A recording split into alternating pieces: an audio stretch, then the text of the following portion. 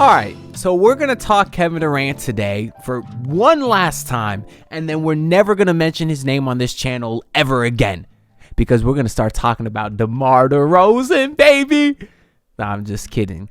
Hopefully. But we did get a little bit more of Durant news today, so I kind of want to address that just to put a cap on the whole KD saga with regards to Miami, because today, Barry Jackson and Anthony Chang put out a pretty interesting article that kind of revealed all the final details that we were all wondering since I posted yesterday's video. Of course, Barry Jackson and Anthony Chang, those are the guys that you want to listen to if you're looking for Heat reporting. Of course, I mention all the time in terms of national reporting, don't believe anything anyone says unless it comes from Shams Charania. He's the only one who knows anything. And with regards to local reporting, only trust Barry, trust Anthony Chang. Those are the guys that you want to listen to. There was some people on Twitter who were mad because there was a lot of fake reporting out there. A lot of stupid Twitter accounts got nothing better to do. They're putting out these fake tweets for clout when really they know nothing. They're all wrong, right? But it's like, if you believe those reports, that's kind of on you too. Why are you getting mad at the guy who put out the fake report when you believed it? For future reference, only believe Anthony Chang and Barry Jackson. That concludes my little PSA. But anyways, in their article that they dropped today, they said, according to a source with direct knowledge, the Heat not only declined to offer center Khalil Ware, but also did not offer forward Nikola Jovic to Phoenix in the final discussions.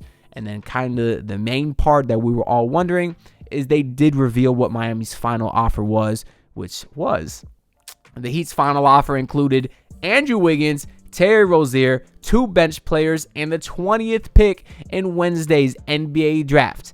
And of course, Haywood Highsmith and Jaime Jaquez Jr. were expected to be those final 2 pieces. Now, contractually, that doesn't exactly work out because that'd be a little bit more money than Phoenix could take back. Because they're a second apron team, they'd have to match KD's salary exact. But as we'll get into a little bit later in this video, there is a bunch of cap gymnastics that can be done that probably would have made that work. And that's why at the end of the day, I am acknowledging that I'm just a guy sitting in my room playing on the trade machine on fanspo.com. I'm not Andy Ellisberg. Although I don't agree with the way the front office has handled things, I couldn't do their job. So I do just want to acknowledge that. But back to being angry, because if this was the final offer for Kevin Durant, Wiggins, Terry, Haywood, Jaime, and 1 first-round pick, that's a trash-ass offer. Especially for a guy who just averaged 27 points last season on insane efficiency and, I don't know, is arguably one of the most skilled scorers in NBA history. I don't care that he's 37. That offer is straight up a joke. And the guy Josh Gambadoro, the guy that was the Phoenix Suns puppet that's been on top of this whole situation since the beginning, he quoted that Barry Jackson article and said something I actually agree with. I'm not proud of myself today. I agree with Josh Gambo. Even Bill Simmons on his stupid little podcast is saying that the Heat need to pick a direction. I hate Bill Simmons, that bum. I kind of agree with him too. But back to Josh's tweet where he said, basically Miami's offer was trash. No Ware, no Jovic, only 1 draft pick in players they nor the Suns wanted. Garbage. Miami was never really serious. They just pretend to appease their fans. I couldn't agree more. Why would the Heat serve up this poo-poo platter of Andrew Wiggins, who he doesn't want to be here? The Heat certainly don't want him anymore after his playoff performance. We know Terry Rozier is one of the worst players in the league. Jaime Jaquez had one of the worst sophomore slumps imaginable. I'm not saying he can't get out of it. I think he can, but he's not super high on Miami's radar right now. And then Haywood Highsmith, he's cool. He can't dribble the basketball. Has a nice little spin move. I'll give him that. And he can shoot the ball. You know, I like Haywood Highsmith. Let me not put no shade on Haywood Highsmith. But that doesn't change the fact that that was an absolute poo-poo platter. Now, I'm not saying that the Heat should have traded Ware, Jovic, and the 3 first-round picks that they had, but I don't think they would have had to, because this is what Shams had to say today regarding the Heat's final offer. From Miami's end, they would have had to give up either Khalil Ware or a combination of several different players. Jaime Jaquez Jr., Nikola Jovic, Haywood Highsmith, the number 20th overall pick, and a potential pick swap. The Heat decided that they were not going to go to that length with all those pieces to get a deal done. Maybe they'll do a couple of them. He literally said Ware or some combination of Jaime, Jovic, Highsmith, the 20th pick, and a pick swap. And the fact that those were the assets that Miami wasn't willing to part ways with is absolutely infuriating. Who do the Miami Heat think these guys are? They're the same guys that were on our roster and didn't make a difference last year when we got our ass kicked in historic fashion in the postseason. That's the facts of it. Because, as we discussed in yesterday's video, the Heat aren't even putting those guys in the best position to succeed. So why are you keeping them if you clearly don't value them based off the way you're using them? We discussed that a lot in yesterday's video too. I had someone in the comments of that video telling me that I should relax, that I was too hyped up. And honestly, I don't think I was hyped up enough. I don't think my feelings on this whole situation could be better explained than Brendan Tobin did on his show this morning, the Tobin and Leroy show, of course. Y'all know Tobin's my guy. Been listening to that show for years. And this is what he had to say on his show this morning. You don't really believe in Tyler Hero and Bam Adebayo, because if you don't believe adding to those guys an all-time scorer makes you contender, then what do you believe those guys to be? And if you're telling me you believe in your young guys, well, then tell your goddamn coach to act like it, because you guys are stuck here in this seesaw of mediocrity and you don't act like you have any path. Are you going to actually give Kel'el Ware the tools to succeed? Will you give him a playmaking guard who can get him the damn basketball? Or are you just going to be like, nah, this is a cool asset to have? Or, dude, if you don't really believe in Bam and Tyler, and you don't think that adding Kevin Durant to those two guys can make you any semblance of good in the East, which sucks, then you better take a long look in the mirror at those two guys and start wondering, what can we get for them? Pick a direction, because this is rudderless. And you're pissing your fans off, because every single time it feels like you allow your team to be thrown into these negotiations just simply as a leverage play. And it's funny because actually the day that KD got traded, I spoke to Brendan Tobin. I met him at the Panthers parade. They were broadcasting out of Lulu's Bait Shack, so I went up there. Me and Tobin know each other. We've spoken a few times over the years. And we were talking about the whole KD situation and everything. And I was like, yeah, the last thing I said to him before I went away is I said, yeah, I got to get you on the show sometime once we get Durant. We'll talk some KD. And he's like, for sure, no doubt. Little did we know, it was not even 40 minutes later, KD would be Houston Rockets, be a Rocket, and he would be stuck in purgatory. Not even 40 minutes later. So I know just from talking to Tobin yesterday at the Panthers parade, he certainly wanted KD. Obviously, most of us did. And he was obviously distraught. And he brought up some really great points as well. Like one, if you're valuing these young guys, you got to play them.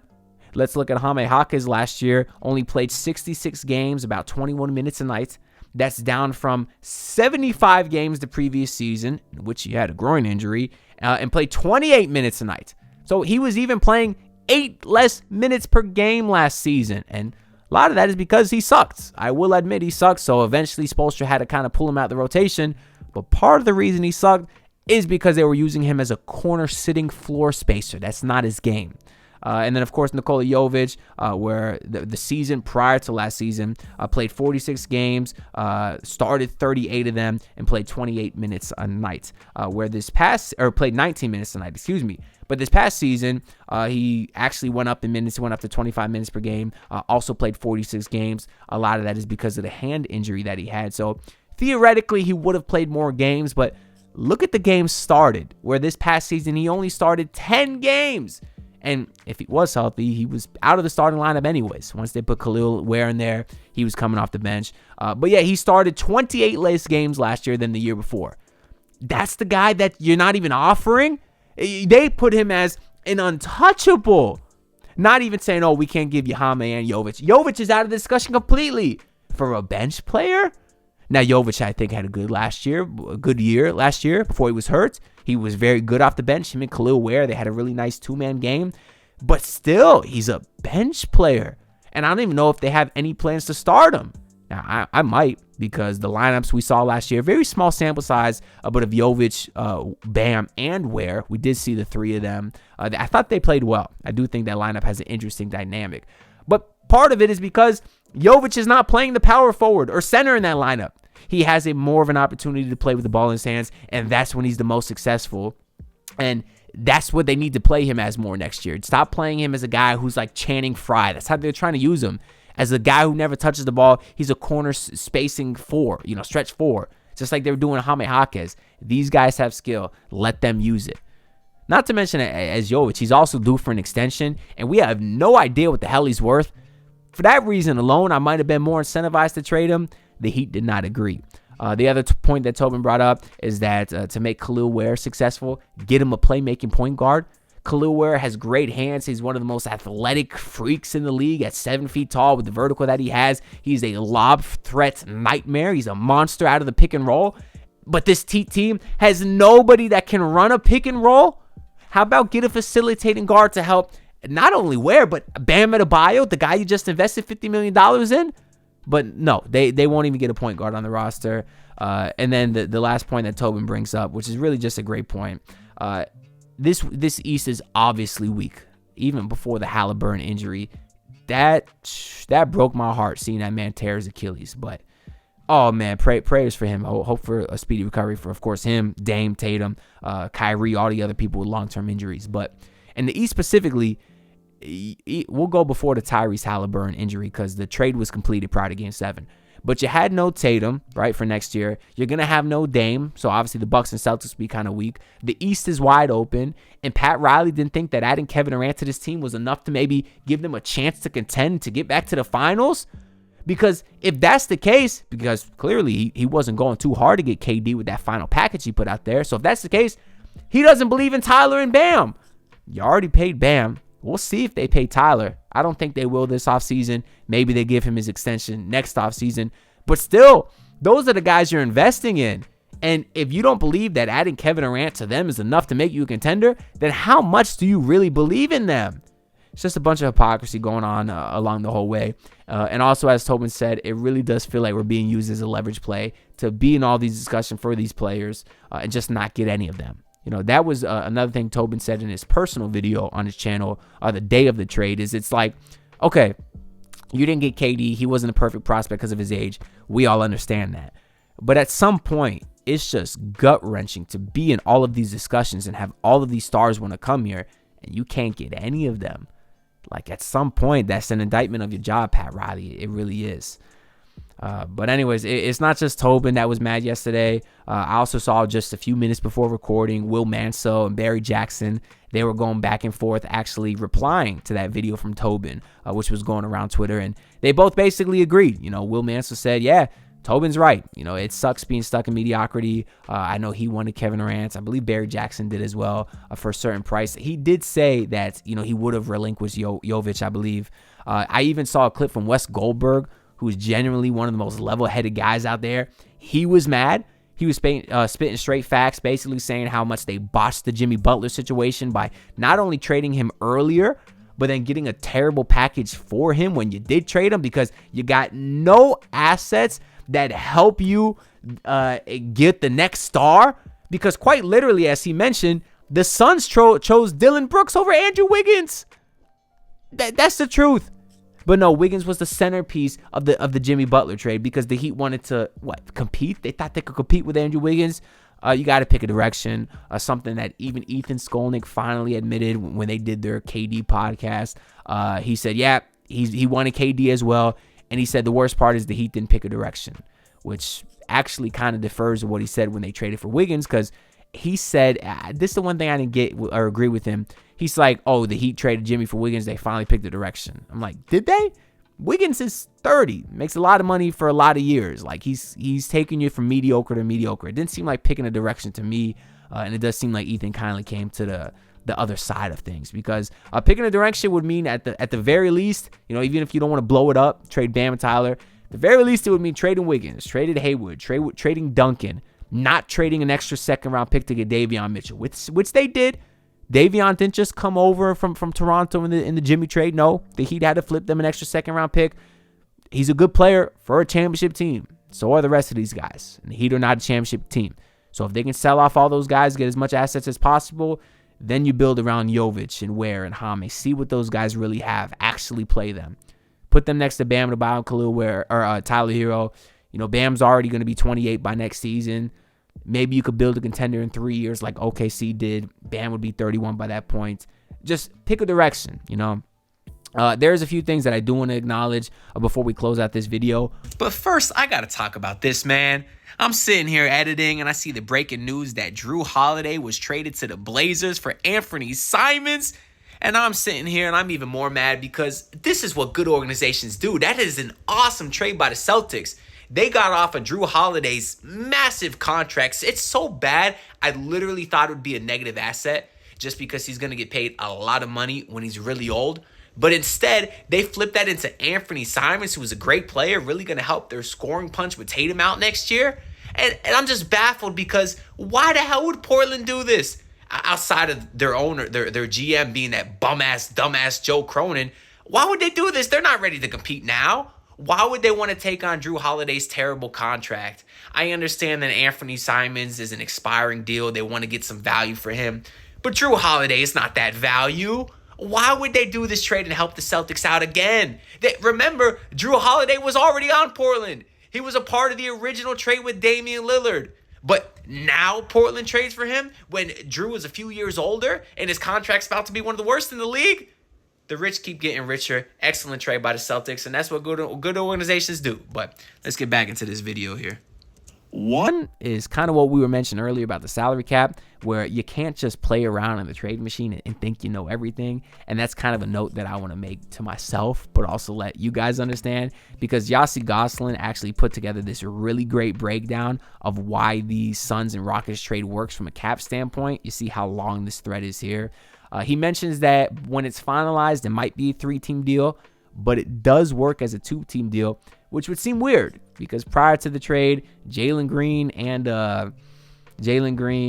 Dillon Brooks actually made more money than KD, meaning that the trade shouldn't have been possible. But because Jalen Green has something called a poison pill provision, we're not going to break all this down, but I'm just going to read enough until we all get confused. And then you see why Andy Ellisberg's job is hard. So I just kind of want to acknowledge that. But basically, players on rookie scale contracts like Jalen Green, who sign extensions and have their upcoming salaries in trades, become the total value of their extension and their current salary divided by the total number of years remaining. I don't even think that made sense to me when I just read it. And I read through this thread 3 times. I still don't really understand it, but basically that means that his the increases in his incoming salary between now and the end of June are about 30 million instead of 12 million, because there's different values. Like the contract is treated differently based off the team receiving the player and based off the team that's sending away the player, as you can see by his little table here. But the one part that I did find a little bit interesting that I want to note here is that Jalen Green did actually have a trade kicker right here. He had a 10% trade bonus worth about $7 million that would be spread evenly across his salaries for the next couple of years. That means that the cap hit would be about $3.5 million, which would increase his salary up to almost $37 million right here, which means the trade wouldn't work. He could only get about $500,000. So Jalen Green does have the option to waive some of that trade bonus or waive portions of it, but he would need to waive almost all of it, which is likely not going to happen. So the way that they did get around it, though, is Dillon Brooks had a $1 million playoff bonus that's in his contract, which is now deemed an unlikely bonus because he's on the Phoenix Suns, who missed the postseason last year, and through that, they were able to shed enough salary against the aprons to get under. And there we go. Did I confuse everyone yet? Like I said, the whole point of just looking at this real quick is so you see that there's more to it than just playing around in the trade machine. Because I even went back and looked at my old videos of how each team can get Durant. And when I got to the Rockets, the package that I mentioned was like Van Fleet, Tari Eason, and picks. You know, I didn't even think a trade like this was possible, but you can see that it definitely is. The next thing I want to acknowledge is that the offseason hasn't even started yet. So I know we're mad. We're saying that he haven't picked the direction. Maybe they do. You know, I do want to acknowledge that we have to at least see how things play out this time. Said the same thing last year.